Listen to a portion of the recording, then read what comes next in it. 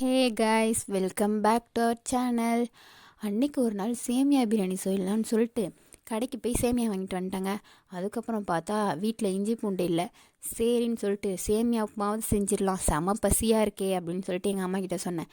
உடனே எங்கள் அம்மா வானலை வச்சு அதில் எண்ணெயை ஊற்றி கடுகு, காஞ்ச மிளகா, அதுக்கப்புறம் கருவேப்பிலை எல்லாத்தையும் போட்டு நல்லா வதக்கிட்டு கொஞ்சமாக வெங்காயம் போட்டு அதையும் நல்லா வதங்கினதுக்கப்புறமா தேவையான அளவு தண்ணி ஊற்றி மூடி வச்சுட்டாங்கங்க. அதுக்கப்புறமா வாங்கிட்டு வந்த சேமியா ஒரு யானத்தில் கொட்டி நல்லா நொறுக்கி வச்சுக்கிட்டாங்க. இந்த தண்ணி நல்லா கொதி வந்ததுக்கப்புறமா சேமியாவை கொஞ்சம் கொஞ்சமாக போட்டு நல்லா மிக்ஸ் பண்ணி கொஞ்சம் நேரம் மூடி வச்சாக்கா சூப்பராக சேமியா ரெடி ஆயிடுச்சுங்க. உங்கள் வீட்லேயும் இதே மாதிரி தான் செய்வீங்கன்னா மறக்காமல் கமெண்ட்டில் சொல்லுங்கள். வீடியோ பிடிச்சிருந்தா லைக் பண்ணுங்கள்.